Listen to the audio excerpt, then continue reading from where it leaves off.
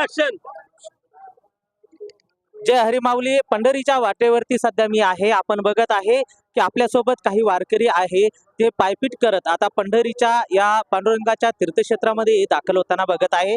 विविध जिल्ह्यातून राज्यभरातून आता दिंड्या पंढरपूर या ठिकाणी दाखल होताना बघत आहे. आपण या वारकऱ्यांचं मनोगत या ठिकाणी जाणून घेणार आहोत. त्यांना या वारीचा अनुभव कसा आला.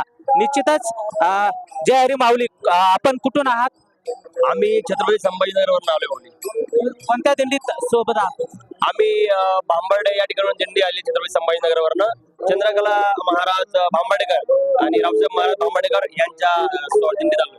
काय या आता या वर्षीची जी वारी होती त्यात कसा अनुभव आला? सुरुवातीला चंद्रभागेच्या तीरावरती आपण बघतोय की महापूर आल्याचं आपल्याला चित्र दिसायला होतं आणि त्यानंतर पुणे या ठिकाणी शासनाच्या वतीने सांगण्यात आलं होतं की आपण पुढे थांबावे. काय अनुभव या वारीच्या बद्दल तुम्हाला काय अनुभव आहे? कसं वाटतं या वर्षीच्या वारीचा अनुभव? जसं की आपण मीडियावरती न्यूजवरती बघितलं की इंद्रायणीला खूप मोठा पूर आला होता, त्यामुळे आळंदीमध्ये जाण्यास मज्जाव केला होता लोकांना, वारकऱ्यांना.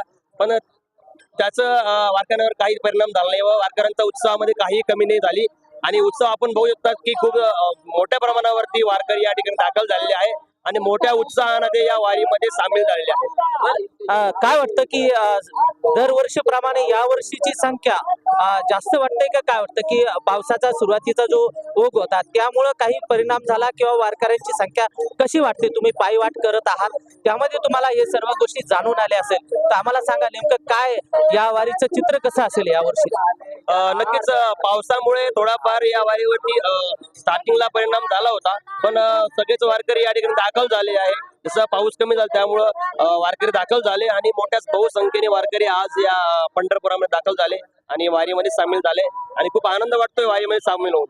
बर, तुमचा काही अनुभव सांगा ना. तुम्ही आता पायपीट करत आहात, तुम्हाला कसा आनंद व्यक्त करतो?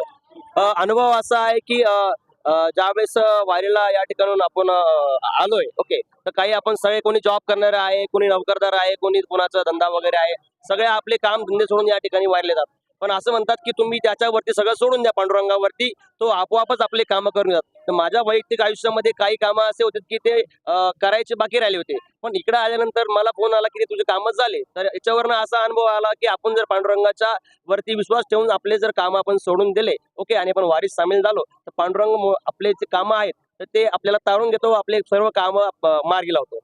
पंढरपुराच्या या वाटेवरती आपण बघत आहे की सर्व वारकरी सध्या पायपीट करत आहे आणि आपल्याला सर्व वारकरी या ठिकाणी आपल्या भावना व्यक्त करताना दिसत आहे की पायी वारी करत असताना या ठिकाणी जो वेळ कालावधी हा या ठिकाणी त्यांचा जातोय, त्या कालावधीत जे कामं त्यांचे पाठीमागं ठेवून ते या ठिकाणी येतात, मात्र ते परमेश्वराच्या आणि पांडुरंगाच्या कृपेने ते त्या ठिकाणी मार्ग लागतात अशी भावना काही वारकरी आपल्याला बोलून दाखवतात. सध्या आपल्या सोबत एक वारकरी आहे, आपण त्यांना विचारूया, तुम्हाला या वारीचा अनुभव कसा आला नेमका? एकदम छान. म्हणजे मी 2 वर्षापासून वारी करत आहे. पहिल्या वर्षी मला माझा भाऊ म्हणजे विशाल भाऊ यांना घेऊन आले होते.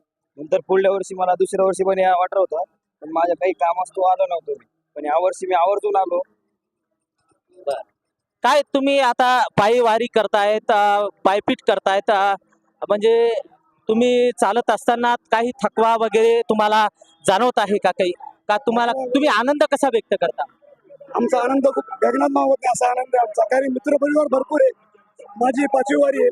सुरुवातीला आम्ही 5-6 जण होतो, तर आज आमचा एक 25-30 जणांचा ग्रुप आहे. तरुण मंडळी आमचे सर्वजण खूप छान आहे, फुगडी खेळतात. आमचा एकदम म्हणजे खो खो, कबड्डी ह्याच्या गोष्टी खूप म्हणजे आनंद आम्ही विसरून गेलो. आम्ही घरचा विसरून गेलो सगळ्यांना. सांगायचं म्हणलं तर घरची आठवण येत नाही. आपण बघत आहे की पायी वारी करत असताना घराचे सर्व भाग विसरून हे सर्व वारकरी आनंदमय भक्तिमय वातावरणमय या वारी संकल्प करताना आपण बघत आहे, पायपीट वारी करताना आपण बघत आहे आणि निश्चितच या वारीचा आनंद हे वारकरी आपल्याला घेताना बघत आहे. धन्यवाद. सर्वोदय न्यूज, छत्रपती संभाजीनगर. रामकृष्ण हरी.